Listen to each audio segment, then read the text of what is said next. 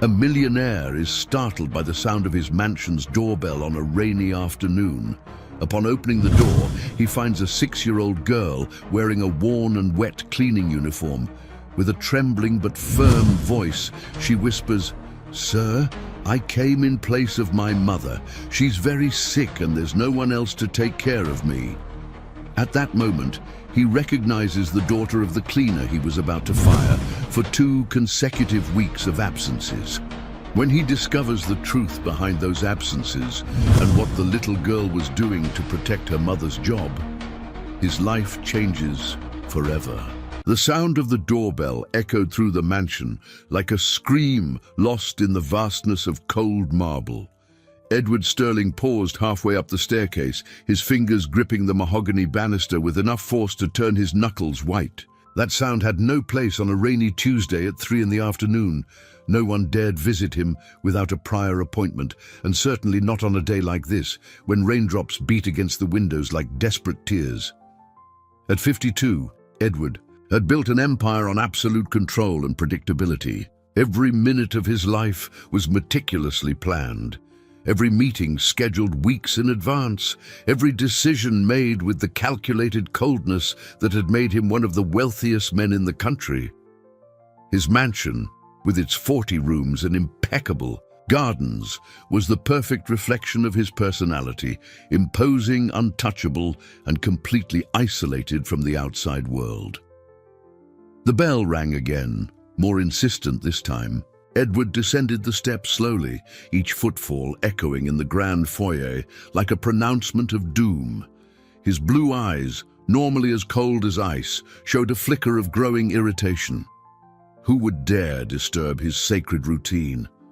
Perhaps a lost salesman or a delivery driver with the wrong address. Whatever the reason, he would deal with it swiftly and return to his study, where stacks of documents awaited his signature. The smell of rain invaded the mansion as Edward pulled open the heavy oak door. The cold wind touched his face, carrying with it the scent of wet earth and fallen leaves. He was prepared to dismiss any unwanted visitor with his usual frostiness, but the words died in his throat when his eyes fell upon the sight before him. A small girl, no older than 6, stood on the doorstep. Her worn-out blue smock was soaked and tattered, clinging to her thin frame like a second skin. Her brown hair, drenched by the rain, was plastered to her pale face, but it was her eyes that made Edward's heart stop. Large, dark, and filled with a determination that starkly contrasted with the fear that also lived there, as if an adult soul were trapped in a fragile child's body.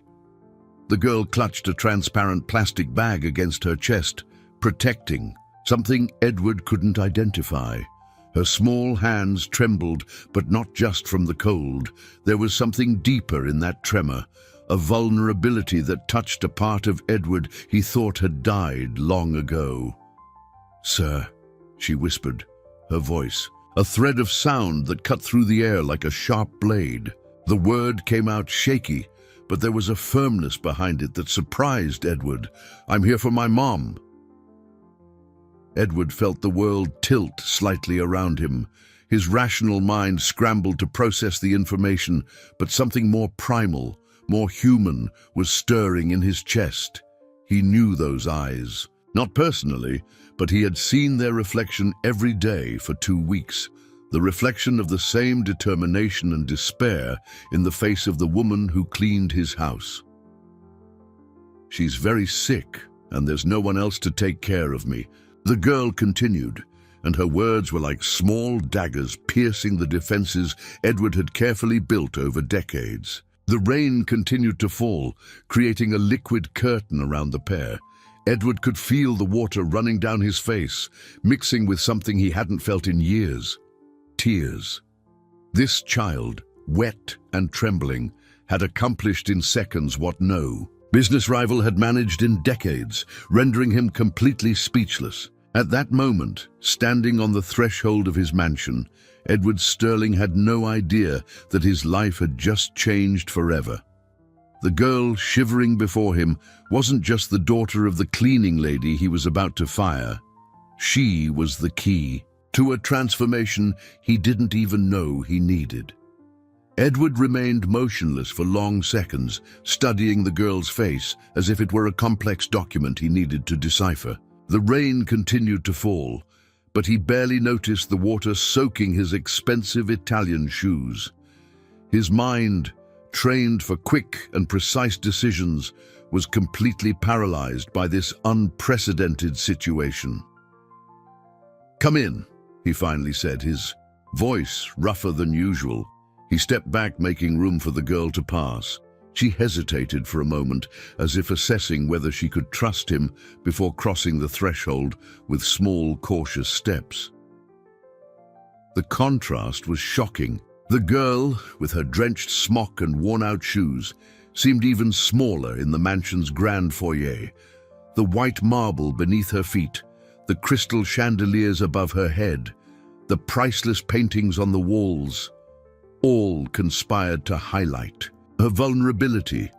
Edward closed the door, and the sound echoed through the house like distant thunder. "What's your name?" Edward asked, his voice taking on the formal tone he used in business meetings. It was his way of keeping a distance, of not getting emotionally involved. "Sophia," she answered, wiping her nose with a wet sleeve. "Sophia Garcia. My mom is Carmen." "Carmen Garcia." Edward mentally sifted through his employee files.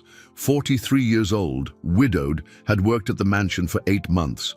Always punctual, efficient, almost invisible. Until 2 weeks ago, when she started missing work without explanation. He had decided to fire her the following Friday. "Where is your mother now?" Edward asked, guiding Sophia into the living room. He didn't know why he was doing this. His natural inclination would be to call social services and resolve the problem practically and distantly. Sophia shrank into the velvet sofa, looking even smaller against the enormous cushions.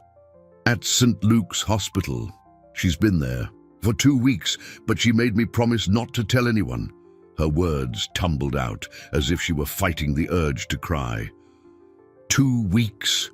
Edward felt a knot form in his stomach. "And you've been alone all this time?" Sophia nodded, biting her lower lip.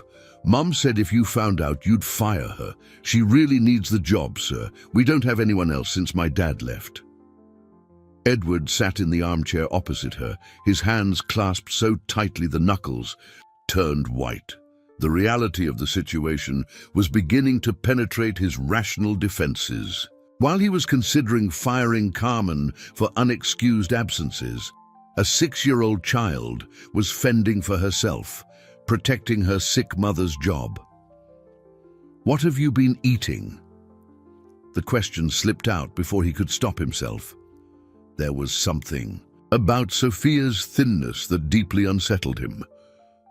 "Bread and water," she answered simply, as if it were the most natural thing in the world. "Sometimes there are crackers the neighbors give us, but the money Mom left is running out." Edward felt as if he'd been punched in the gut. His entire life was based on numbers, profits, efficiency. He had never stopped to think about what happened to the people behind the names on his payroll. Carmen Garcia wasn't just an employee who missed work.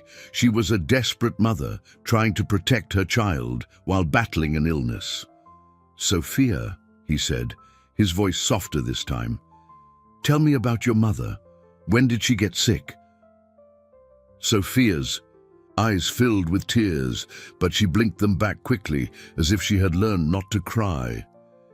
She'd been coughing for a long time, but she said it was just from being tired. Then one night, she fainted in the kitchen and there was blood coming from her mouth. The neighbors called an ambulance. Edward closed his eyes for a moment, trying to process the information.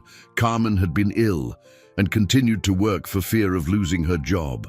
How many mornings had she cleaned his house while fighting through pain? How many times had he passed her in the hallways without really seeing her? "And you came here all by yourself?" Edward asked, impressed by the girl's courage. Sophia nodded, clutching the plastic bag to her chest. "I took 3 buses. I asked a lot of people until I found the house. Mum always said you were a good man, that you take care of your employees." Those words struck Edward like a bolt of lightning. Carmen had spoken well of him to her daughter, even knowing he was about to fire her. The woman's faith in his kindness was a weight he didn't know how to bear. The rain continued to beat against the windows, but inside the mansion, something had irrevocably changed. Edward looked at Sophia, still shivering on the sofa, and realized his life had just become complicated in a way he could never have predicted.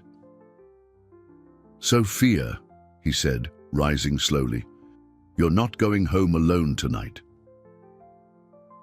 Edward asked Mrs. Albright, his housekeeper, to prepare a room for Sophia and find her some dry clothes. While the girl took a warm bath, he locked himself in his study, trying to process the whirlwind of emotions that threatened to destroy the composure he had so carefully built over decades. His hands trembled as he leafed through Carmen Garcia's file. The information was sparse: address, phone number, references from previous jobs, nothing about her personal life, her struggles, her fears. To Edward, she'd always been just another name on the payroll, a silent presence that kept his house immaculate. A soft knock on the door pulled him from his thoughts. Sophia entered hesitantly, now wearing a fluffy bathrobe that completely swallowed her. Her clean, dry hair framed a face that seemed even younger and more vulnerable. "Sir," she said, her small voice echoing in the study filled with books and business trophies, "can I show you something?" Edward nodded, watching as Sophia opened the plastic bag she had carried all afternoon. From inside, she carefully removed a series of crumpled papers and a small cleaning cloth. "I tried to help Mommy," Sophia explained, holding the papers out to Edward. "I drew a map of the house so I wouldn't forget where to clean everything." Edward took the papers with trembling hands. They were childish drawings, but surprisingly detailed. Sophia had mapped out every room in the mansion, noting in her uncertain handwriting where the furniture that needed dusting was, which products to use on each surface. There were even small arrows indicating the correct direction to vacuum. "I came here early, in the morning before you woke up," Sophia continued, her voice gaining confidence. "I cleaned the dining room and the foyer just like Mommy did. I didn't want you to be angry with her for not being able to come to work." Edward felt the air leave his lungs. For 2 weeks, while he had been stewing over Carmen's incompetence and lack of commitment, her 6-year-old daughter had been waking up before dawn, taking buses alone, and desperately trying to save her mother's job. The courage and dedication of this child were both inspiring and devastating. "Sophia," he said, his voice hoarser than usual, "you didn't have to do that. It wasn't your responsibility." "But I wanted to help," she replied, her large eyes shining with unshed tears. "Mommy always says that work is serious, that you can't let people down. I didn't want you to think she was bad." Edward stood up abruptly, walking to the window. The rain had stopped, but the sky was still heavy with dark clouds. He rested his forehead against the cold glass, trying to organize the thoughts that crashed in his mind like furious waves. His entire life had been built on the premise that people were resources to be managed, numbers to be optimized. Efficiency was everything. Results were everything. He had never stopped to think about the stories behind the names on his payroll, the silent struggles that took place far from his sight. "Sir," Sophia's voice brought him back to the present. She had come closer and was now standing beside him, looking out the window. "Are you going to fire Mommy when she gets better?" The question was like a slap in the face. Edward turned to look at Sophia, seeing not just a child, but a reflection of his own abandoned childhood.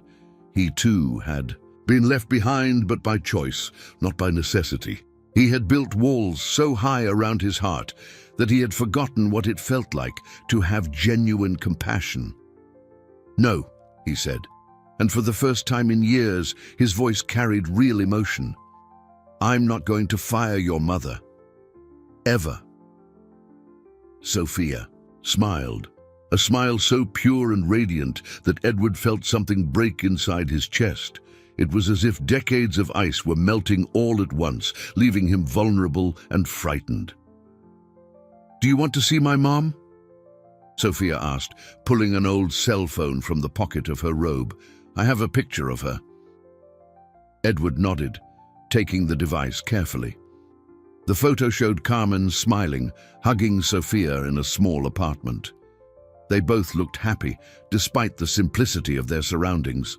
Edward recognized Carmen's eyes, the same determined eyes he saw in Sophia. "She's very beautiful," he said, and it was true. Carmen had a warm smile that lit up her tired face. "She's going to get better, right, sir?" Sophia asked, her small voice filled with hope and fear. Edward looked at the brave child who had walked through the rain to protect her mother, who had tried to clean an entire mansion to keep a job, who had sacrificed her own childhood to care for a broken family. And for the first time in decades, Edward Sterling felt his heart open completely. "We're going to do everything in our power to make sure she gets better," he promised, and he knew that promise would change everything. The next morning brought a timid sun that filtered through the silk curtains of the guest room. Edward had spent a sleepless night pacing the mansion's corridors, trying to understand how his orderly life had devolved into an emotional whirlwind in a matter of hours. When he came down for breakfast, he found Sophia sitting at the kitchen table, slowly eating a slice of bread with jam. "Good morning, sir," she said, her eyes still puffy from sleep, but carrying that same determination that had impressed him the day before. "Good morning, Sophia," Edward replied, sitting across from her. Mrs. Albright had prepared a full breakfast: eggs, fruit, juices, various breads, but Sophia was eating only a single slice, chewing each bite as if it were precious. "Don't you like eggs?" Edward asked, noticing the untouched plate in front of her. Sophia looked at him with an expression that mixed shame and fear. "Mommy always said not to ask for expensive food when we're at other people's houses. Bread is enough." Those words struck Edward like a direct hit. Even here, in his home, being offered hospitality, Sophia still felt like an intruder who didn't deserve more than the basics. The upbringing Carmen had given her daughter reflected a lifetime of hardship and a painful awareness of her social standing. "Sophia," Edward said, his voice firm but gentle, "here, you can eat. Whatever you want, this is your home now for as long as you need." Sophia's eyes filled with tears. "Do you promise you won't change? Your mind, other people have said that before, but then what?" Edward leaned forward, sensing he was about to learn something important. Sophia looked down, playing with the crumbs on her plate. "When Mommy got sick the first time, last year, she couldn't work for a week. The family she worked for before said we could stay at their house until she got better." Edward felt a knot form in his stomach. What happened? On the third day, they found out Mom would need expensive medicine and that she might get sick again. Then they told us we had to leave because they didn't want any trouble. Sophia wiped away an escaped tear. "The lady of the house said a sick mother is no good for work and a fatherless child is just trouble." Edward felt a dull rage rise in his chest. The casual cruelty of those people, the way they had discarded Carmen and Sophia as if they were disposable objects, awakened him to a reality he had always ignored. How many families went through similar situations?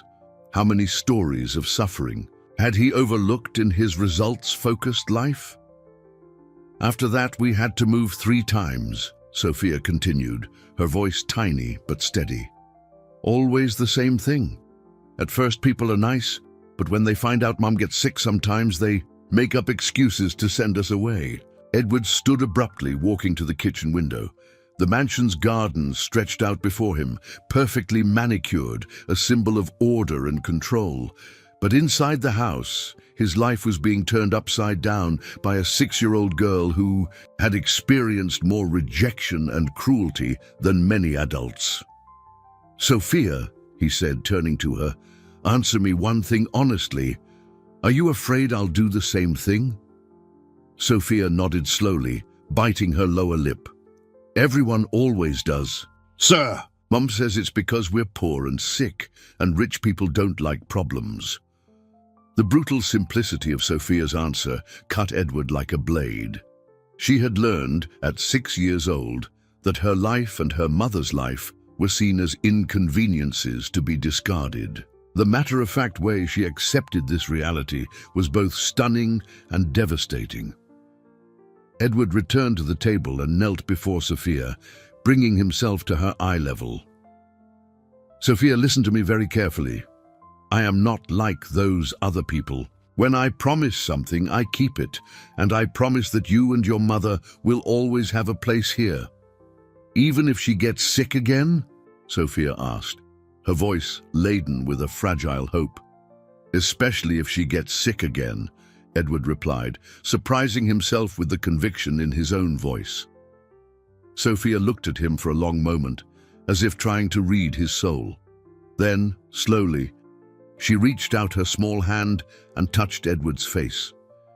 "You have sad eyes, sir," she said, "just like mine when Daddy left." Edward closed his eyes, feeling the soft touch of Sophia's hand on his face. In that moment, he realized he wasn't just saving Sophia and Carmen. They were also saving something in him that had been lost long ago, his ability to feel, to care, to be human. "Maybe," he murmured, "we all need each other more than we realize." Sophia smiled, and for the first time since she arrived, she seemed to truly believe that maybe, finally, she had found a place where she could stay.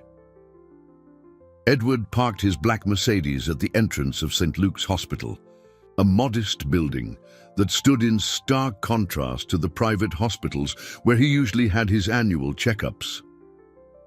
Sophia was beside him, clutching a cloth doll that Mrs. Albright had found in the mansion's attic.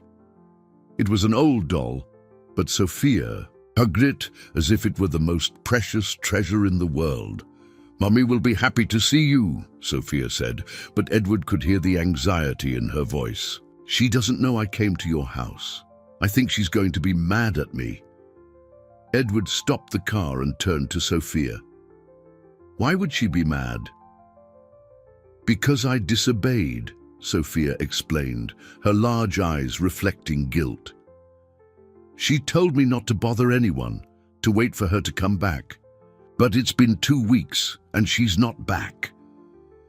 Edward felt a sharp pain in his chest. Sophia had made an impossible choice for a 6-year-old, disobey her mother to potentially save her. The courage required to make that choice was overwhelming. They walked through the hospital corridors, Edward feeling out of place amidst the simple, functional environment. He was used to marble clinics and luxurious offices.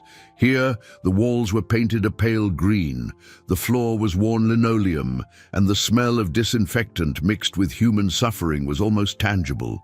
Sophia led him through the halls with the familiarity of someone who had made the journey many times.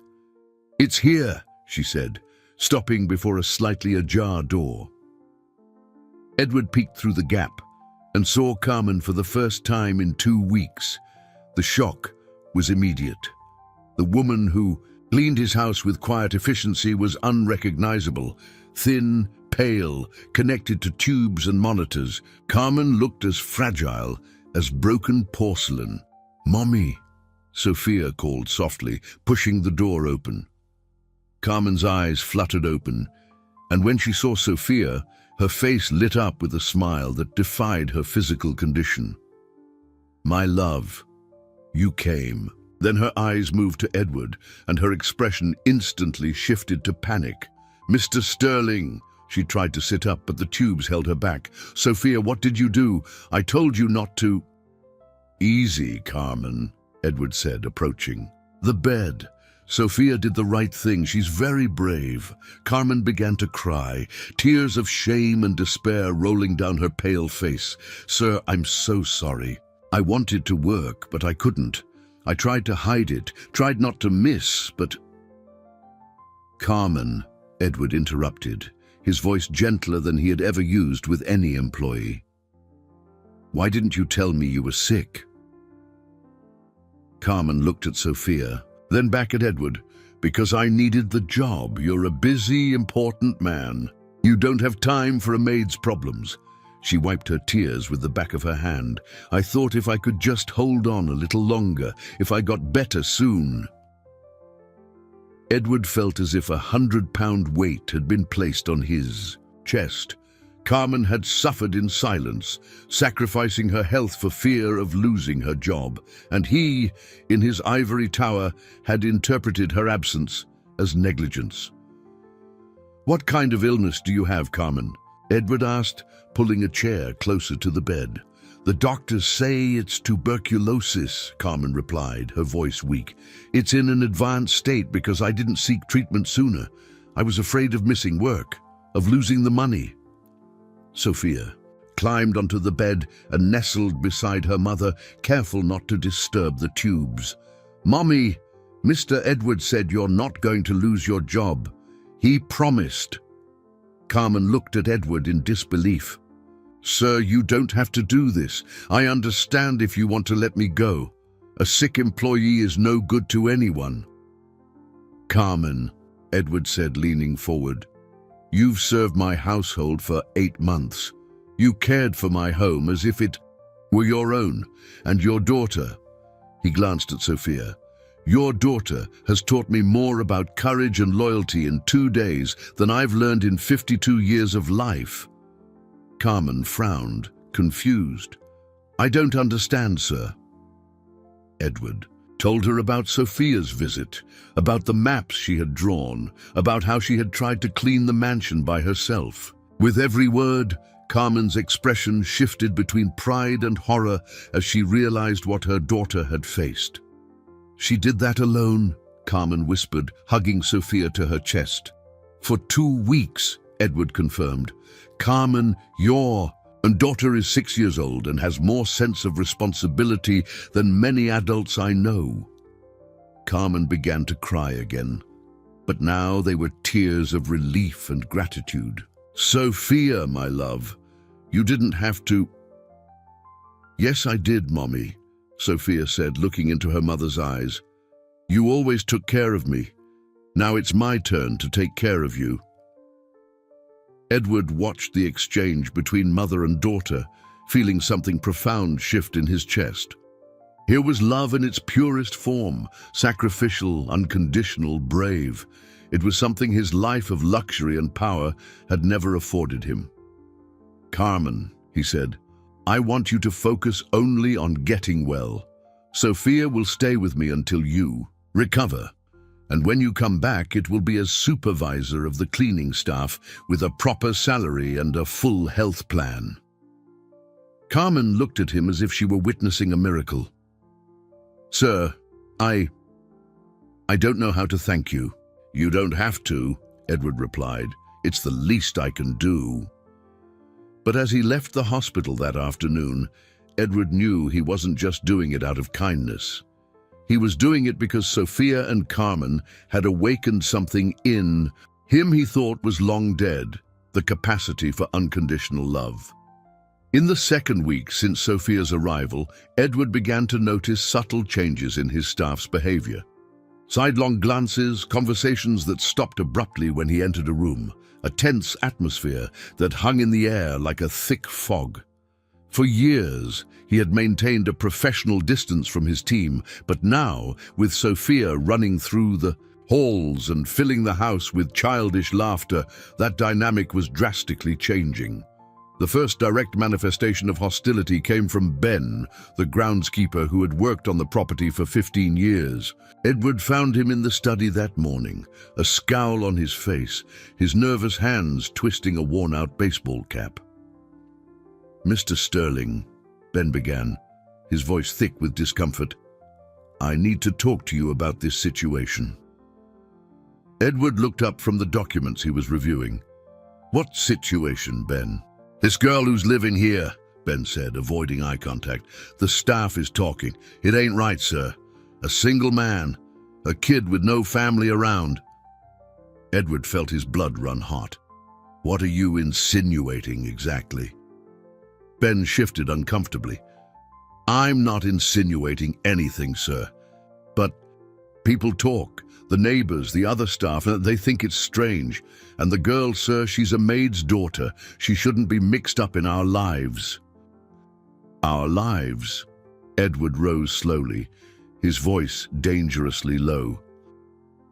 Sophia is a child who needs protection. Her mother has worked for me for almost a year. Works when she's not sick, Ben muttered, just loud enough for Edward to hear. What did you say? Ben took a deep breath as if gathering courage. Sir, with all due respect, Carmen has always been trouble. Always making up excuses to be absent. And now you're letting a kid manipulate you. Edward rounded the desk, stopping in front of Ben. His imposing presence made the man take a step back. Ben, you're fired. Get your things and leave. My property, now. Sir, I was just trying to protect you, Ben protested, panic clear in his voice. People are saying terrible things. They're saying you have an inappropriate interest in the girl. The accusation hit Edward like a punch to the gut. How dare you repeat that filth? I'm not making it up, sir. It's what's going around. Roberta from the kitchen, the security guys, they think you've lost your mind. Edward felt a cold anger creep up his spine. His entire life he had built an impeccable reputation on integrity and professionalism. The idea that his own staff was spreading sordid rumors about his relationship with Sophia was nauseating. Get out, Edward said, his voice as sharp as ice, and take your filthy mind with you. Ben scurried away, but Edward knew the damage was done. If his staff was thinking this way, how many other people were? Society always looked with suspicion on single men who involved themselves with children, especially children from different social classes. That afternoon, Roberta, the cook, requested a private word. She was a sturdy, direct woman in her 50s, who had worked at the mansion for a decade. Mr. Sterling, she began, her nervous hands fiddling with her apron. I have great respect for you, sir, but I need to talk about this situation with the girl. Not you too, Roberta, Edward sighed, feeling a profound weariness. Sir, I've seen how Sophia looks at you. She's getting too attached. And you're changing too. Roberta hesitated. You've always been a controlled man, focused on business. Now you're playing with a child, buying her expensive gifts. Edward frowned. Expensive gifts. The doll Mrs. Albright said you bought. The new dresses, the brand name shoes. Sir, this isn't normal. The girl will get used to luxury, and then how will she go back to her own life? Edward realized there was a misunderstanding, but he also understood the concern behind Roberta's words. He had indeed started buying things for Sophia, not for manipulation, but because seeing her happy sparked a joy in him he hadn't felt in years. Roberta, he said calmly, Sophia is not a passing whim. She and her mother will stay here for as long as they need. But sir, what will people think? You have a reputation to protect. What if someone calls Child Protective Services? What if they start investigating? The mention of Child Protective Services made Edward's blood run cold. He hadn't considered that possibility. Sophia was living with him without any official documentation, without legal authorization. If someone reported the situation, she could be removed from the mansion and placed in a shelter. Sir, Roberta continued, seeing she had hit a nerve, I'm not saying you have bad intentions, but the optics. A wealthy, single man raising a poor girl without her mother around, it raises suspicion. Edward sat down heavily in his armchair. Roberta was right about the appearances, but she was completely wrong about his feelings.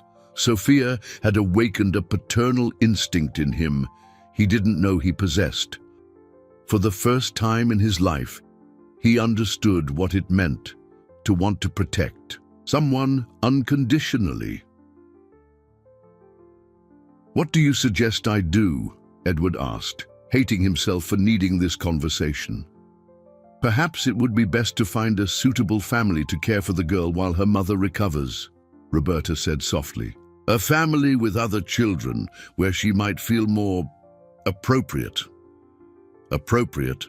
Edward felt the anger return. Sophia is perfectly appropriate here. "Sir, please think about it. You want what's best for her, I know. But maybe what's best isn't staying in a mansion with a man she barely knows." Edward looked out the window, seeing Sophia playing in the garden with the doll Mrs. Albright had found. She looked happy, healthier, safer than when she had arrived. The idea of sending her away to protect his own reputation filled him with disgust. "Roberta," he said finally, "I appreciate your concern, but Sophia stays." Roberta sighed, shaking her head. "I hope you don't regret this decision, Mr. Sterling. Sometimes doing the right thing and doing the smart thing are two different things." When she left, Edward was alone, with his thoughts and a terrible premonition that things were about to get much more complicated.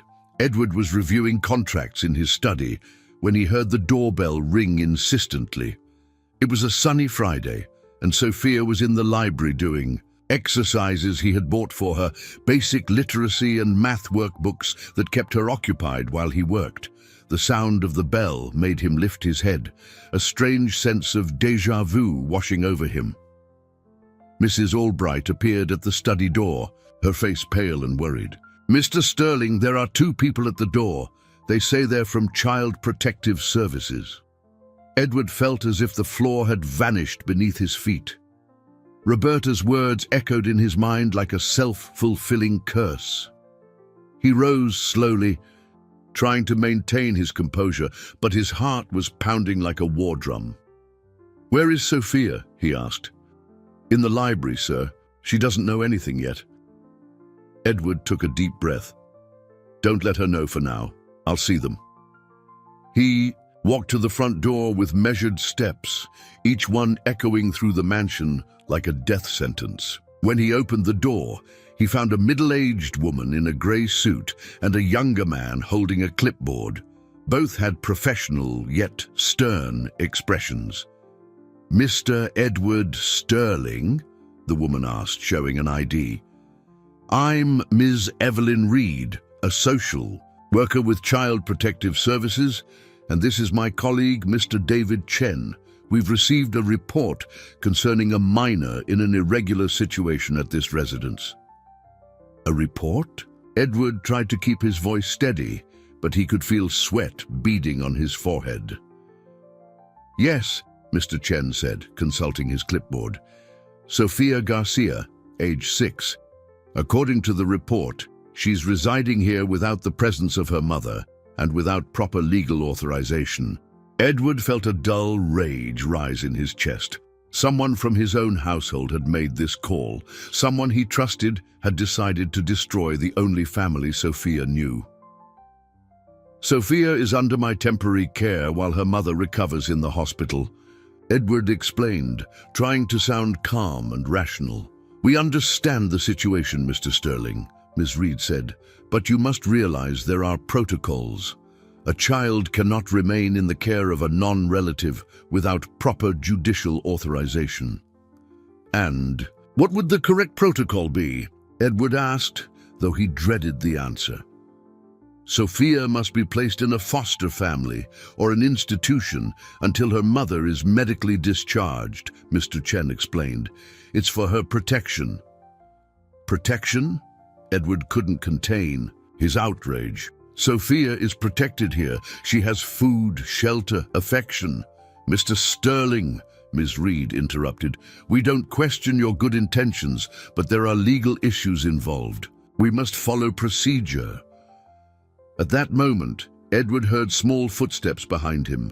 He turned and saw Sophia standing in the hall, her large eyes wide with fear. She had overheard the conversation.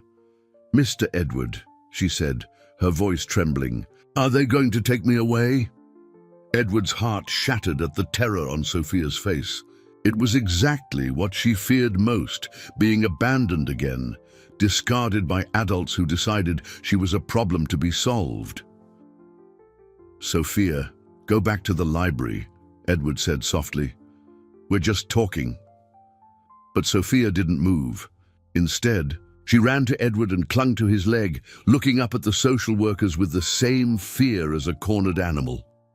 "Please don't take me," she pleaded, her words coming out in choked sobs. "I promise I'll be good.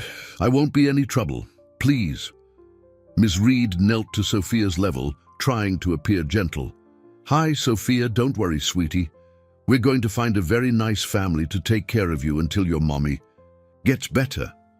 "I don't want another family," Sophia cried, squeezing Edward's leg tighter. "I want to stay with Mr. Edward. He promised I could stay." Edward knelt beside Sophia, a physical pain in his chest at her desperation. "Sophia, remember what we talked about trust. I'm not going to let anything bad happen to you." "Mr. Sterling," Mr. Chen said, "we understand this is an emotional situation, but we must follow the law. The child cannot stay here without proper documentation." "And what would be required for her to stay?" Edward asked, an idea beginning to form in his mind. "A court order for temporary guardianship," Ms. Reed explained, "but that requires a complex legal process, psychological evaluations, background checks." "How long would that process take?" "Several weeks, maybe months, and even then, there's no guarantee of approval." Edward looked at Sophia, who was staring at him with tear-filled eyes and desperate trust. In that moment, he made the most important decision of his life. "Then I'll go to court right now," he said, standing up with Sophia still clinging to him. "I'll hire the best lawyers in the country. I will move heaven and earth to ensure Sophia stays where she wants to stay." "Mr. Sterling," Ms. Reed said, "in the meantime, Sophia needs to come with us. That's the protocol." "No," Edward said, his voice filled with a determination that surprised even himself. "Sophia is not going anywhere until I have exhausted every legal possibility." Mr. Chen frowned. "Sir, are you refusing to cooperate with an order from Child Protective Services?" Edward looked at the two social workers, then at Sophia, who looked to him as if he were her only salvation in the world. And in that moment, he realized it wasn't just Sophia who was being saved. He was being saved too, from an empty, purposeless, loveless life. "I am refusing to turn over a child who is happy and safe to a system that doesn't know her story," Edward said. "And if that means a legal battle, so be it." Ms. Reed sighed. "Mr. Sterling, this could have serious consequences for you." Edward smiled for the first time since the social workers had arrived. "Ms. Reed, for Sophia's sake, I'm willing to face any consequence." When the social workers left, promising to return with a court order, Edward knew his life had changed forever. A war had begun, and he would fight with all his might for the first real family he had ever found. Marcus Thorne's law firm occupied 2 entire floors of the most modern building in the financial district. Edward had worked with Marcus on dozens of corporate acquisitions over the years, but he had never needed his services for something so personal and urgent. Sitting in the conference room, with Sophia beside him nervously drawing on a legal pad, Edward felt the weight of a responsibility that went far beyond business. "Edward," Marcus said, closing a thick folder of legal documents, "I have to be honest with you. Non-relative temporary guardianship cases are extremely complex. The system is designed to protect children, but sometimes that protection can be overly rigid." Sophia looked up from her drawing, a portrait of the family they had become, her, Edward and Carmen, all smiling under a bright yellow sun. "Mr. Edward, what does temporary guardianship mean?" Edward knelt beside Sophia's chair, choosing his words carefully. "It means I want to be officially responsible for taking care of you until your mum is completely better." "What, if they say no?" Sophia asked, her small voice filled with fear. "Then we'll keep fighting until they say yes," Edward replied, surprised by the conviction in his own voice. Marcus cleared his throat. "Edward, there are a few issues we need to address. First, you're single with no prior experience with children. Second, Sophia is from a very different social class, which raises questions of cultural suitability. Third, there are rumors circulating about your motives." Edward felt anger rise in his chest. "What kind of rumors?" "Nothing we can easily prove or disprove, but the opposition will use whatever they can. They'll question why a 52-year-old single millionaire suddenly wants to care for a 6-year-old girl."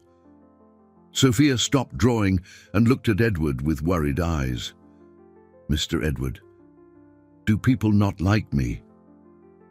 Edward's heart broke. "Sophia, people don't know you. If they did, it would be impossible not to like you," Marcus continued, consulting his notes. "We need witnesses who can attest that Sophia is well cared for and happy here. We also need her mother's approval, which could be tricky." "Why would it be tricky?" Edward asked. "Because Carmen might feel pressured to agree out of gratitude or fear of losing her job. The judge will want to be certain her decision is genuine." Edward thought of Carmen, of her dignity even in sickness, of her wounded pride when he had offered help. Carmen is a woman of character. If she says she trusts me with Sophia, it's because she does. "We hope the judge sees it that way," Marcus murmured. "We also need psychological evaluations for you and Sophia, a home inspection, criminal background checks." "How long will this take?" Edward asked, thinking of the social worker's threat to return with a court order. "If we race against the clock, maybe 2 weeks. But Edward, I need you to understand, there is a real possibility we could lose this case." Sophia dropped her pencil and turned to Edward. "If we lose, will I go to an orphanage?" Edward pulled her onto his lap, feeling the smallness and fragility of this body that carried so much courage. "Sophia, do you remember the story we read last night about the knight who fought the dragon?" Sophia nodded. "He didn't give up even when everyone said it was impossible." "Exactly. And do you know why he didn't give up?"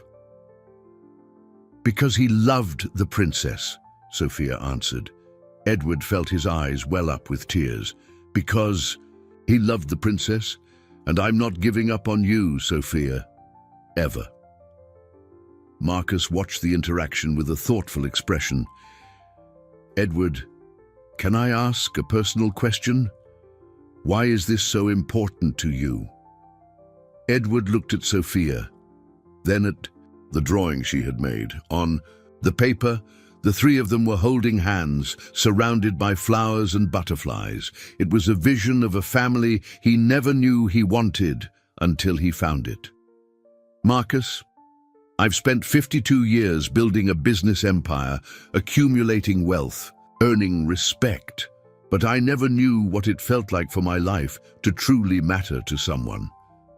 He looked at Sophia, who was listening intently. "Sophia taught me that there's something more valuable than all the money in the world. She taught me what unconditional love is." Sophia smiled and kissed Edward's cheek. "I love you too, Mr. Edward." Marcus stood up, a new determination in his eyes. "All right, we fight. I'll mobilize the entire team. We'll work day and night if we have to." As they left the law firm, Edward felt like a general heading into war, but this time he wasn't fighting for profits or corporate territory. He was fighting for something infinitely more precious, the right to protect and love a child who had transformed his life. "Mr. Edward," Sophia said as they walked to the car, If we win, will you be my real dad? Edward stopped in the middle of the sidewalk, the impact of her words striking him like lightning. Dad. He had never thought of it that way, but it was exactly what he was becoming. Sophia, he said, kneeling on the busy sidewalk, if we win, I will be whatever you need me to be. Sophia hugged him tightly, and Edward knew that regardless of the legal battle's outcome, she had already won his heart forever. The phone rang at 4 a.m, cutting through the mansions. Silence, like an emergency siren. Edward woke instantly, his heart racing before he even answered. Calls at that hour never brought good news. Mr. Sterling? The voice of Dr. Miller, the physician in charge of Carmen's care, was tense. You need to come to the hospital. Immediately. Mrs. Garcia's condition has deteriorated drastically overnight. Edward felt the world tilt around him. What happened? Pneumonia. Her immune system was severely weakened by the tuberculosis. She's in the ICU now, in critical condition. Edward hung up with trembling hands. Carmen could die. The realization hit him like a punch to the gut, not just for the brave woman he had grown to respect, but for what her death would mean for Sophia. How do you explain to a 6-year-old that she might lose the only family she had ever known? He went silently up the stairs to Sophia's room. She was sleeping peacefully, clutching the cloth doll, her hair spread across the pillow like a dark halo. Edward watched her for a moment, wondering how to shield her from this new pain. Sophia, he whispered, gently touching her shoulder.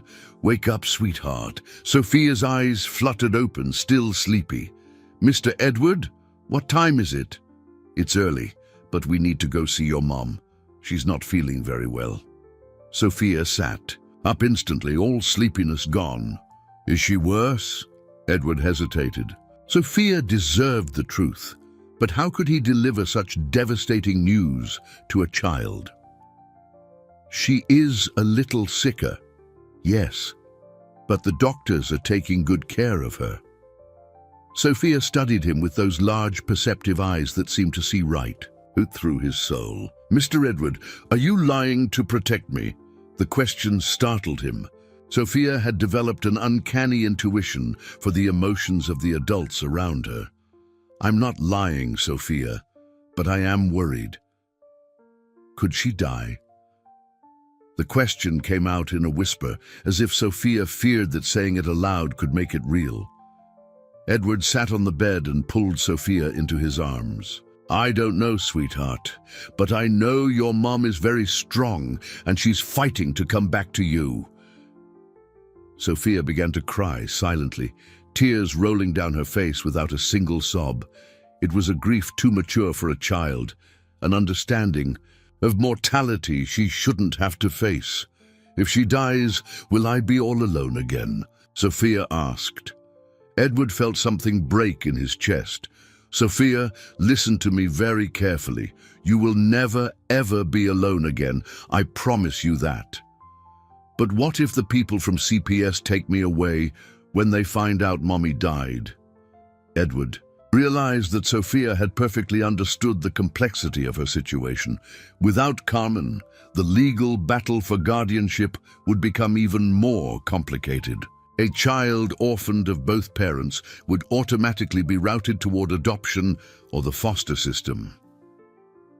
Sophia, he said, looking directly into her eyes, if anything happens to your mother, I will officially adopt you. You will be my real daughter, forever. The words came out before he could think them through, but the moment he said them, Edward knew they were absolutely true. Sophia had become his daughter in his heart long before any legal document could make it so. Sophia stopped crying and looked at him with a mixture of hope and disbelief. For real? You would be my dad? For real, Edward confirmed. Do you want that? Sophia hugged him with enough force to take his breath away. I've always wanted a dad who really loved me. At the hospital, They found Carmen unconscious, surrounded by tubes and monitors that beeped relentlessly. Her breathing was labored, assisted by machines, and her skin had a grayish pallor that alarmed Edward. Sophia approached the bed with hesitant steps. "Mommy," she whispered, "it's Sophia. I came to see you." Dr. Miller pulled Edward to a corner of the room. "Mr. Sterling, I need to be blunt. The situation is dire. Carmen needs to be transferred to a private hospital with a more advanced ICU if we want to maximize her chances." "Make the transfer immediately," Edward said without hesitation. "There's a problem. Her health insurance doesn't cover this level of treatment, and the private hospital requires a $50,000 deposit before they'll accept the transfer." Edward didn't even blink. "That's not a problem. I'll wire the money right now." Dr. Miller looked relieved. "Sir, there's one more thing. Carmen doesn't have adequate documentation for advanced medical procedures. She always avoided hospitals due to her financial situation, so there are gaps in her medical history." Edward frowned. What kind of documentation? A complete medical history, prior test results, updated identity documents? For expensive treatments, private hospitals are very strict about paperwork. Edward realized that Carmen's poverty had created a bureaucratic barrier that could cost her her life. People like her lived on the margins of the system, invisible, until they needed help they couldn't afford. "Doctor," Edward said, "I will handle all of these issues. I want Carmen to have the best treatment available, regardless of cost or bureaucracy." When they returned to the room, Sophia was holding Carmen's hand, whispering stories about her life in the mansion. "Mommy, Mr. Edward taught me how to play chess, and there's a giant library with books about princesses."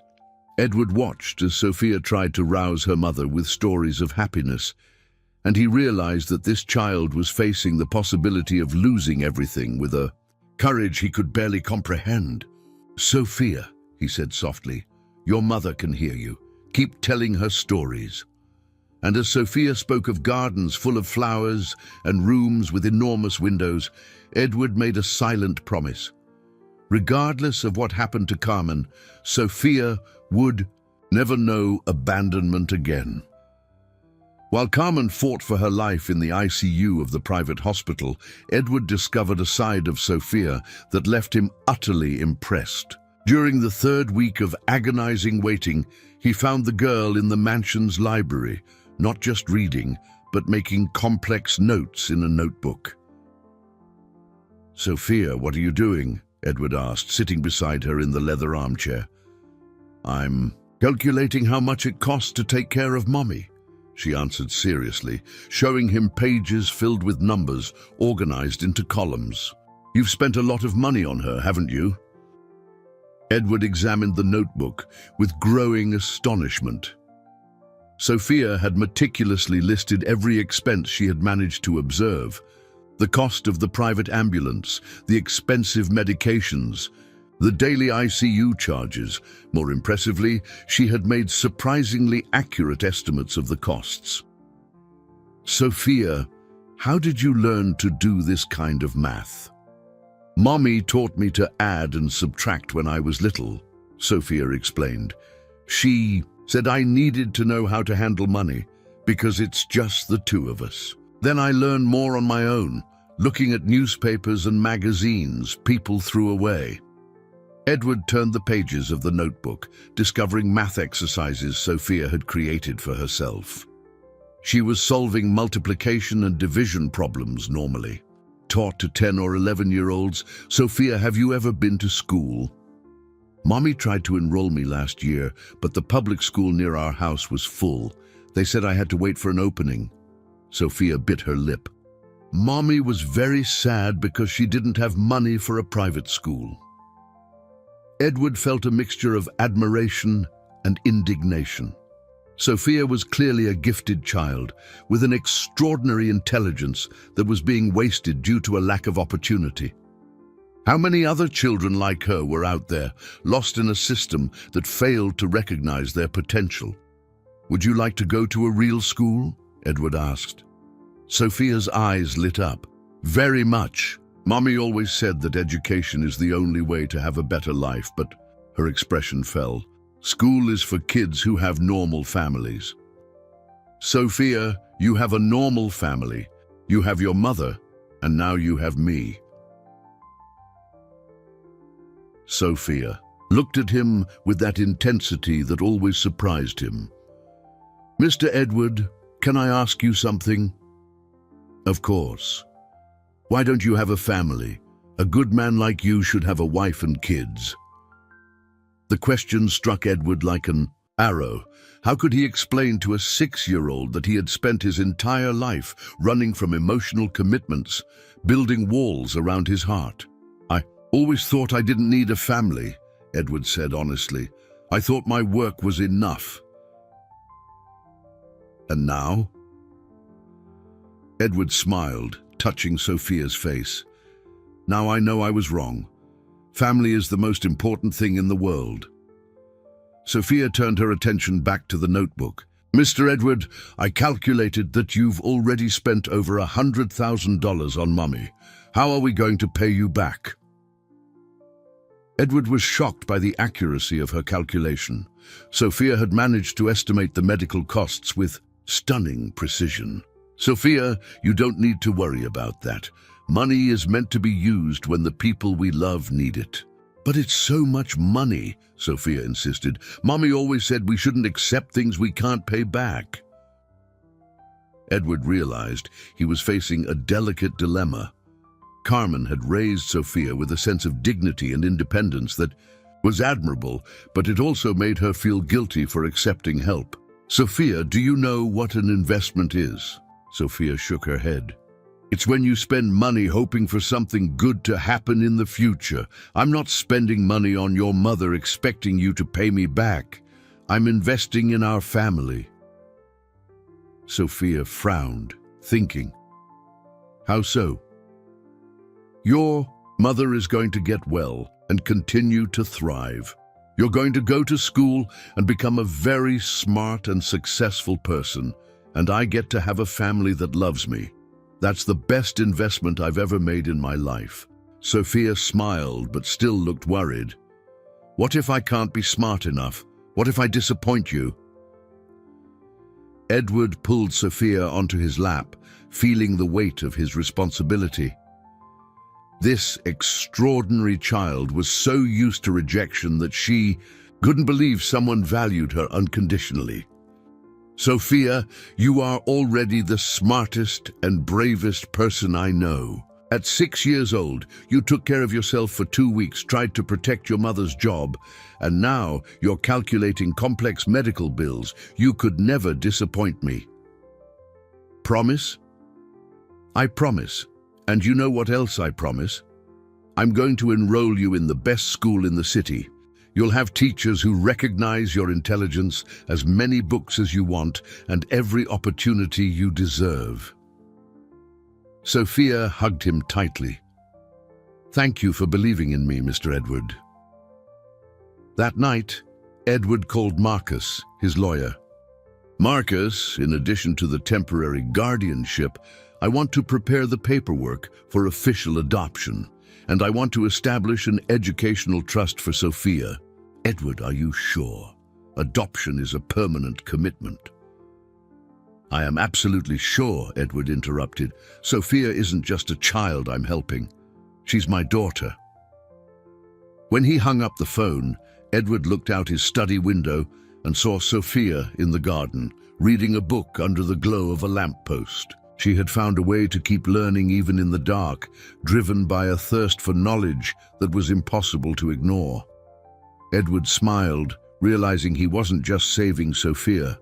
She was saving him, showing him that true success wasn't measured in money or power, but in the ability to nurture and protect those we love. In the 4th week since Sophia's arrival at the mansion, Carmen finally woke from the deep sedation that had kept her unconscious for 10 days. Edward received the call from Dr. Miller in the middle of a meeting with the psychologist who was evaluating his fitness for Sophia's guardianship. He apologized abruptly and rushed to the hospital, taking Sophia with him. When they entered the ICU room, Carmen was sitting up in bed, still fragile and connected to a few tubes, but her eyes were alert and focused. Her face lit up when she saw Sophia, but when her eyes moved to Edward, her expression shifted to something more complex, gratitude mixed with a kind of proud shame. "Mommy!" Sophia ran to the bed but stopped short of hugging her, careful of the medical equipment. "My love," Carmen whispered, her voice still hoarse. "Are you okay? Are you taking good care of yourself?" Sophia nodded vigorously. "Mr. Edward is taking care of me. He's very good, Mommy. He gave me books, taught me to play chess, and..." She trailed off, noticing the tension on her mother's face. Carmen looked at Edward over Sophia's head.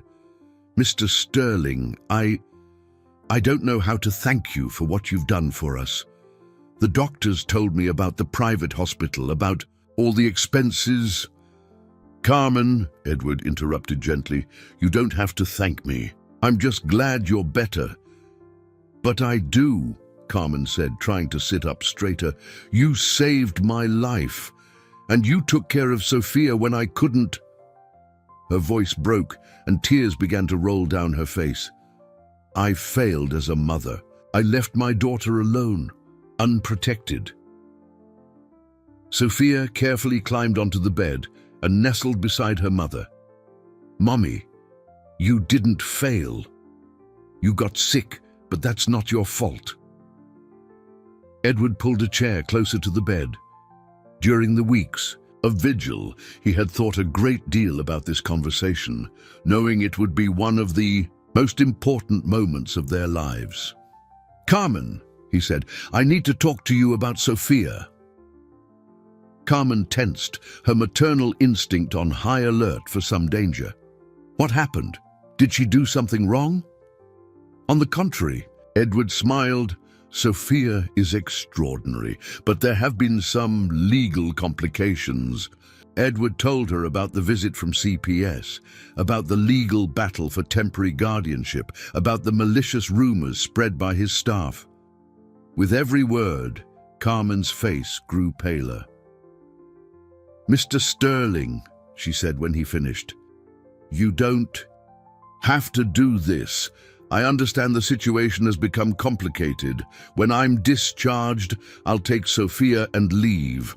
We don't want to cause any more trouble."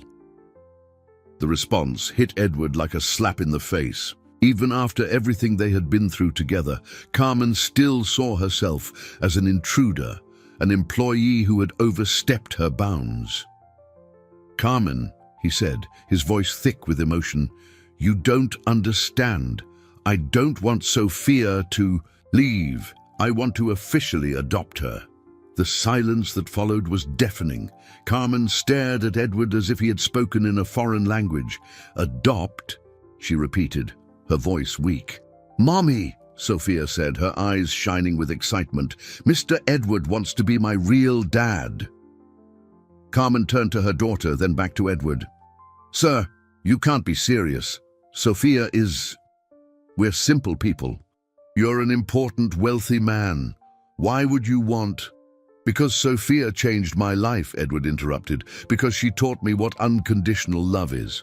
Because when I look at her, I see the daughter I never knew I wanted." Carmen began to cry again, but now they were tears of a deeper pain. "Mr. Sterling, I appreciate your kindness, but I can't accept this." Edward felt his heart sink. "Why?" "Because it wouldn't be fair to Sophia," Carmen said, her voice gaining strength. "You're single, with no experience with children. Sophia deserves a real family with a mother and a father with kids her own age." "Carmen," Edward said firmly, "look at your daughter. Is she happy?" Carmen looked at Sophia, who was watching her with a mixture of hope and fear. "She is, but is she healthy, well cared for, loved?" "Yes, but..." "Then why would you refuse a chance to give her everything you've always wanted for her?" Education, opportunities, security.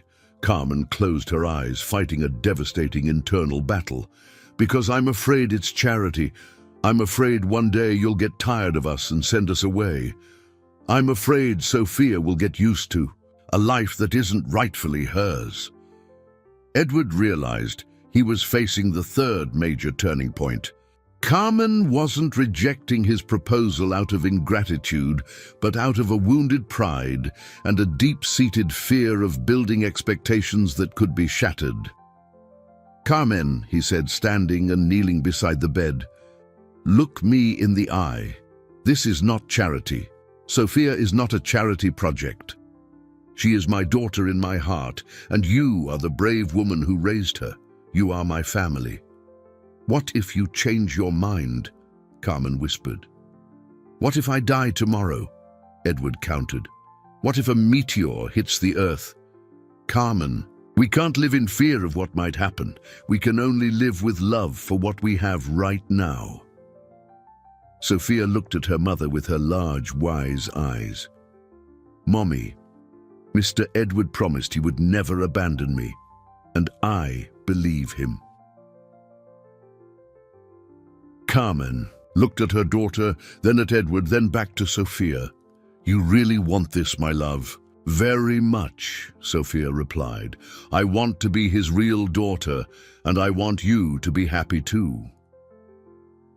Carmen closed her eyes for a long moment. When she opened them, she had made a decision that would change all of their lives forever. "Mr. Sterling," she said, "if you promise that you will love Sophia as if she were your own flesh and blood." "I promise," Edward said without hesitation. "Then I accept your proposal." Sophia cried out with joy and hugged both her mother and Edward simultaneously, and in that moment, in a hospital ICU, an unlikely family was finally complete. The ED hearing for temporary guardianship was scheduled for a rainy Friday, exactly 5 weeks after the afternoon that had changed everything. Edward wore his best suit, but his hands trembled as he adjusted his tie. Sophia stood beside him, wearing a blue dress Mrs. Albright had bought especially for the occasion, her hair in 2 neat braids. "Mr. Edward," Sophia said as they walked through the courthouse corridors, "if the judge says no, are you going to give up on me?" Edward stopped and knelt before her, ignoring the curious glances of passers-by. "Sophia, listen to me. No matter what happens today, I will never give up on you. If we lose, we will appeal. If we appeal and lose, we will try again. I will fight for you until my last day on this earth." Sophia smiled, but Edward could see the fear in her eyes. Over the past weeks, they had become inseparable. Sophia accompanied him to meetings with lawyers, sat quietly during conference calls, and drew while he worked in his study. They had developed a father-daughter routine that was both natural and precious. The courtroom was intimidating, with its dark wood paneling and solemn air that made even whispers echo. Edward sat with Marcus at the petitioner's table, while Sophia remained in the gallery with Carmen, who had been discharged from the hospital 2 days prior, still frail but determined to be there. Judge Henry Monroe entered, a man in his 60s with graying hair and a serious expression that betrayed nothing. Edward had researched him. He was known for being thorough but fair, especially in cases involving children. "Mr. Edward Sterling," the judge began, consulting a thick file, "you are petitioning for temporary guardianship of the minor, Sophia Garcia, age 6, daughter of Carmen Garcia, your employee, is that correct?"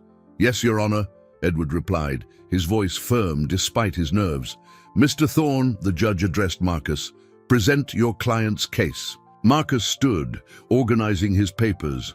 For the next hour, he meticulously presented Edward's case, the impeccable psychological evaluations, recommendations from child development experts, and witness testimonies about Sophia's well-being in the mansion. Then it was the prosecutor's turn.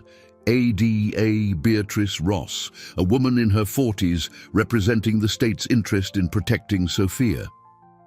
"Your Honor," she began, "while we acknowledge Mr. Sterling's good intentions, we have concerns about this guardianship.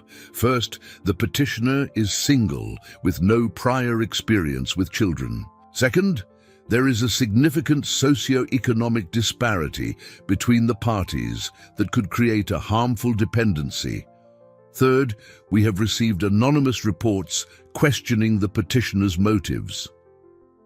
Edward felt anger rise in his chest at the mention of anonymous reports, knowing they came from the staff he had fired. Furthermore, the prosecutor continued, "We have specialized foster families who would be better suited to care for the minor while her mother fully recovers." The judge turned to Edward. "Mr. Sterling, why do you believe it would be better for Sophia to remain in your care rather than be placed with a foster family?" Edward stood, feeling the full weight of his responsibility. Everything that had happened in the last 5 weeks hinged on his answer. "Your Honor," he began, "5 weeks ago I was a completely different man. I lived isolated in my mansion, focused only on business, without understanding what unconditional love meant. When Sophia knocked on my door that rainy afternoon, she wasn't just asking for help. She was offering me a chance at redemption." Edward looked at Sophia, who watched him with tear-filled eyes. "Sophia taught me that being a father isn't about experience or preparation. It's about being willing to sacrifice everything for a child's well-being. It's about a love that doesn't depend on reciprocity or expectations." "And the issue of socio-economic disparity?" the judge asked. "Your Honor, Sophia comes from a family of limited resources but limitless values. Her mother raised her with dignity, courage, and compassion. I can offer Sophia educational and material opportunities, but she offers me something far more valuable, the chance to be a father, to have a family, to discover my true purpose in life." Edward took a deep breath. "I know there are specialized families who could technically care for Sophia adequately, but I don't just offer technical care. I offer a home where she is loved unconditionally, where her extraordinary intelligence is recognized and nurtured, where her courage is celebrated every day." The judge turned to Sophia. "Sophia, would you like to speak?" Sophia stood, her little legs barely reaching the floor.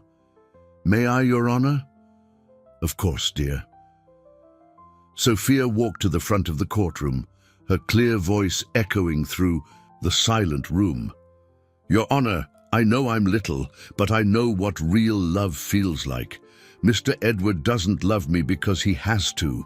He loves me because he chose to love me." Sophia's words cut through the silence like a blade of pure truth.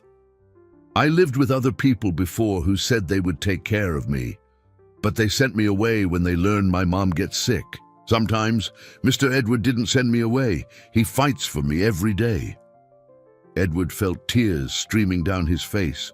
Sophia's eloquence and maturity were stunning, but it was the pure sincerity in her words that touched everyone present. "Your Honor," Sophia continued, "I know a girl like me isn't supposed to live in a big mansion, but Mr. Edward made that house a home, and I made him a dad. We don't want to be separated." The judge cleared his throat, clearly moved. "Thank you, Sophia. You may return to your seat." After a pause that seemed to last an eternity, the judge banged his gavel. "Temporary guardianship is granted. Mr. Edward Sterling is authorized to retain custody of Sophia Garcia for the next 6 months, during which time periodic evaluations will be conducted to determine the feasibility of permanent adoption." The room erupted in tears of relief. Sophia ran to Edward, who swept her up into his arms, spinning her in the air as they both cried with happiness. Carmen approached, hugging them both tightly. "Thank you," she whispered to Edward, "for saving my daughter, for saving us."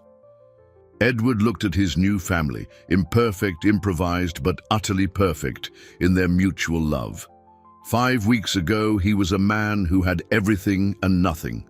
Now, he finally understood the difference between success and fulfillment. "No," he said to Carmen, "thank you for letting me save you, because in the end, you were the ones who saved me." 6 months after the hearing, Edward was in his study reviewing the latest reforms he had implemented in his company when Marcus arrived with a folder of documents and a smile he couldn't hide. "Edward," he announced, "I have good news. The judge has approved the permanent adoption. Sophia is officially your daughter." Edward closed his eyes, a wave of relief and gratitude washing over him that threatened to knock him over. 6 months of periodic evaluations, visits from social workers, psychological reports, and constant anxiety were finally over. "When can I get the documents?" Edward asked. "They're right here," Marcus said, holding out the folder. "New birth certificate with you as the father. Sophia Garcia Sterling. Has a nice ring to it, doesn't it?" Edward held the documents with trembling hands. Sophia Garcia Sterling, his daughter, officially, legally, forever. "There's one more thing," Marcus continued. "Carmen signed the papers relinquishing her parental rights, but retaining unrestricted visitation. She said she wants Sophia to have the best life possible, even if it means she's no longer the legal guardian." Edward nodded. In the past months, Carmen had settled into a new life. He had promoted her to a general supervisor role in his company, with a salary that lifted her definitively out of poverty. She lived in a comfortable apartment 10 minutes from the mansion and visited Sophia every day after work. "Daddy!" Sophia's voice echoed down the hall before she came running through the study door. In the last few months, she had started in calling him Dad, naturally, and Edward never tired of hearing the word. "Hi, sweetheart," Edward said, opening his arms to welcome her. "How was school today?" Sophia had been enrolled in the city's best private school, where her teachers were astounded by her exceptional intelligence. She had not only adapted quickly to the academic environment, but had also distinguished herself as one of the brightest students in her grade. "It was great. My teacher said I can skip a grade if I want," Sophia said excitedly. "But I told her I'd think about it because I like my friends in my current class." Edward smiled. Sophia had developed an impressive emotional maturity, balancing her academic intelligence with a natural social wisdom. "Sophia," Edward said, "I have a surprise for you." He showed her the adoption papers. Sophia read them carefully, her expression growing more emotional with each word. "Does this mean you're my real dad now?" she asked. "Forever," Edward confirmed. Sophia hugged him tightly. "Thank you for not giving up on me, Daddy." That night, Edward organized a special dinner to celebrate the official adoption.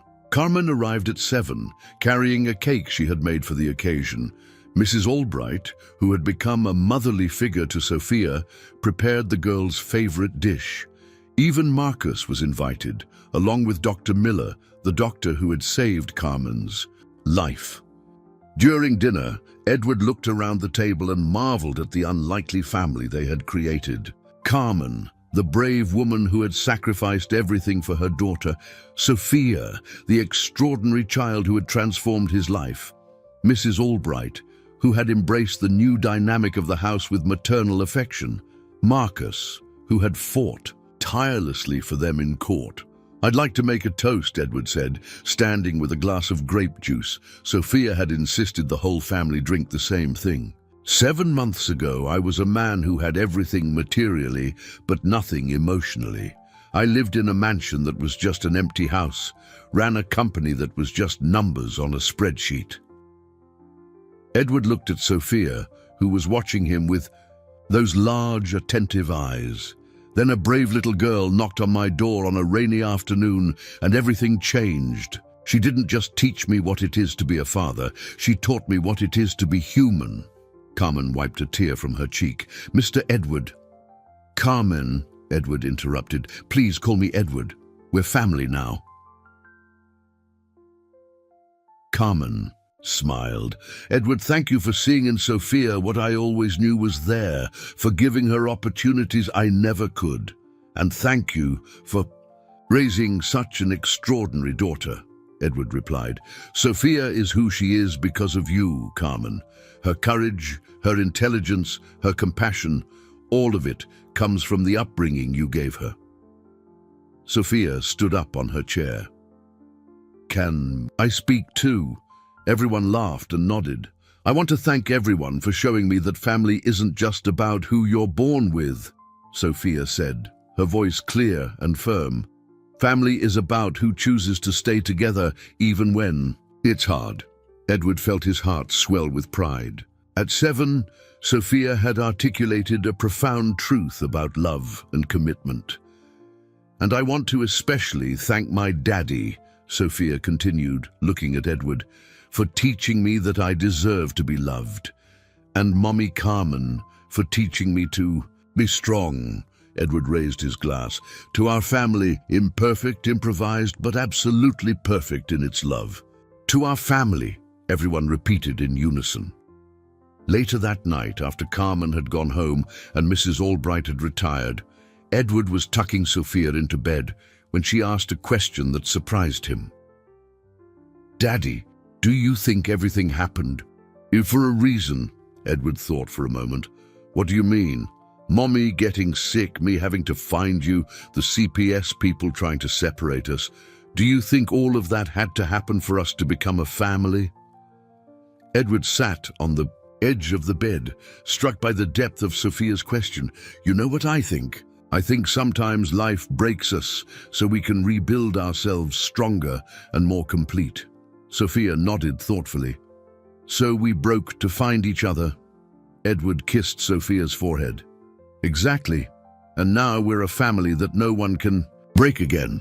When Sophia fell asleep, Edward watched her for a few minutes, still hardly believing this extraordinary child was his daughter. He had spent 52 years building a business empire, but only now, at 53, had he discovered his true purpose, being Sophia's father. Leaving the room, Edward paused in the hall and looked at the photos that now decorated the walls. Pictures of Sophia at school, of family dinners, of everyday moments that had become precious. The mansion was no longer a mausoleum of empty success. It was a home filled with life, love, and laughter. Edward smiled, knowing that from now on, every day would be a new adventure with his extraordinary daughter by his side. 1 year after that rainy afternoon that changed everything, Edward stood on the same doorstep where he had first found Sophia, but now, instead of rain, a golden late afternoon sun bathed the mansion's garden, where a birthday party was in full swing. Sophia, now 7, ran across the lawn with her school friends, her crystal-clear laughter echoing through the air. She had grown a few inches and gained a healthy weight, but she retained the same fierce determination in her large eyes. The difference was that now that determination shone with confidence and happiness. "Daddy, come play with us," Sophia shouted, waving at Edward with hands smudged with chocolate cake. Edward smiled, loosening his tie. A year ago, he would never have imagined attending a child's party, let alone playing tag in the garden of his own mansion. Now, he couldn't imagine a place he'd rather be. Carmen approached, carrying a tray of snacks for the children. She was unrecognizable from the frail, desperate woman Edward had visited in the hospital a year before. Her face had a healthy glow, her eyes shone with confidence, and she wore a navy blue dress Edward had given her for her last birthday. "Edward," she said, "I'll never be able to thank you enough for everything you've done for us." "Carmen," Edward replied, watching Sophia organize a game for her friends, "I should be thanking you. Sophia taught me that true success isn't measured in business accomplishments, but in the ability to love and be loved unconditionally." Carmen smiled. "She really has changed you, hasn't she? I remember when I first came to work here, you barely looked at the staff. Now," she gestured to the party, "just look at this." Edward looked around. Mrs. Albright was serving sodas to the children, laughing when one of them spilled juice on the grass. Dr. Miller was talking to Marcus about Sophia's academic progress. Even some neighbors had been invited, children and adults mingling in a celebration that would never have happened in the silent mansion of before. "Sophia didn't just change my life," Edward said. "She taught me how to live." At that moment, Sophia ran up to them, her loose hair flying in the wind. "Daddy, Mommy, Carmen, come see." She pulled them to a table where she had arranged all the drawings she had made throughout the year. There were dozens of them, showing the evolution of a family. The first ones showed 3 hesitant figures under a large roof. The most recent one showed the same family in a group hug, smiling, surrounded by flowers and happy animals. "This one," Sophia said, pointing to the latest drawing, "is our family today. Look how happy everyone is." Edward picked up the drawing, observing the careful details. Sophia had included not only Edward, Carmen, and herself, but also Mrs. Albright, Dr. Miller, Marcus, and even a dog she had been asking to adopt. "Sophia," Edward said, kneeling to her level, "do you really want a dog?" Sophia's eyes widened. "Very much, but only if you want one too." Edward glanced at Carmen, who laughed and nodded. "I think our family can grow a little more." Sophia screamed with joy and hugged Edward with enough force to take his breath away. "Thank you, Daddy. You're the best dad in the world." As the sun began to set and the guests departed, Edward, Sophia, and Carmen sat on the garden swing Edward had installed. Sophia was between the 2 adults, her head resting on Edward's shoulder, her little legs swinging freely. "Daddy," Sophia said sleepily, "do you remember what it was like before I came here?" Edward thought of the silent mansion, the lonely dinners, the empty nights filled only with work. "I remember, sweetheart. Why?" "Because I can hardly remember what it was like before I had you as a dad," Sophia said. "It's like my whole life before was just waiting to get here." Carmen stroked her daughter's hair.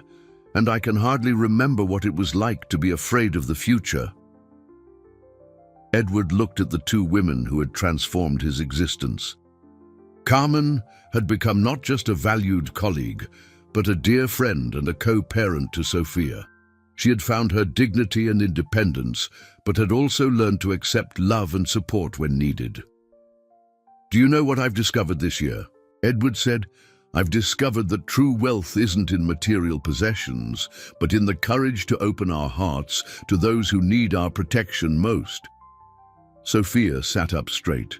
"And I discovered that sometimes the best parents are the ones who choose to be parents, not just the ones who are born parents." Carmen smiled. "And I discovered that accepting help isn't a sign of weakness, but of wisdom." As the first star appeared in the sky, Sophia made a silent wish. Edward watched her, thinking how this extraordinary child had come into his life. Like an angel disguised as a frightened girl in a wet smock. "What did you wish for?" Edward asked. "For our family to be happy forever," Sophia replied, "and for other little boys and girls who need help to find good people like you." Edward felt tears well up in his eyes. Sophia, even having found her own safety, still thought of other children who might be going through what she had. "You know what we're going to do?" Edward said, an idea forming in his mind. "We're going to create a foundation to help children in situations like yours. We're going to make sure other families don't go through what you 2 went through." Sophia brightened. "Can I help?" "Of course. It will be our family mission." As they entered the mansion that night, Edward paused in the foyer and looked around. The walls that once displayed only business trophies were now filled with family photos, Sophia's drawings, and mementos of happy moments. The marble staircase had become a place where Sophia played hide-and-seek. The library had been transformed into a study center where father and daughter did homework together every night. The mansion once a symbol of isolation and power, now represented sanctuary and proof that when we open our doors to love, we discover that we were the ones who most needed to be saved. On the entryway wall, framed in fine oak, was the first drawing Sophia had made in the mansion. 3 figures, holding hands under a large roof with a bright yellow sun above. Beneath it, Edward had a plaque engraved, "The day our family began." As Sophia slept in his arms, Edward carried her to her room, thinking how surprising life could be. He had spent 52 years believing he needed absolute control to be happy. Sophia had taught him that true happiness came from surrender, from the ability to give oneself completely to the love of another. Placing Sophia in bed and kissing her forehead, Edward whispered, "Thank you for saving me, my daughter." And, as night embraced the mansion, an improvised and perfect family slept in peace, knowing they had found not only each other, but also their true purposes in life, to protect, love, and care for those who need it most. The smock Sophia wore on that first day now hung framed on Edward's office wall, a reminder that the most unlikely encounters can lead to the most profound transformations, and that sometimes a brave child can teach a powerful adult the most important lessons about love, family, and redemption.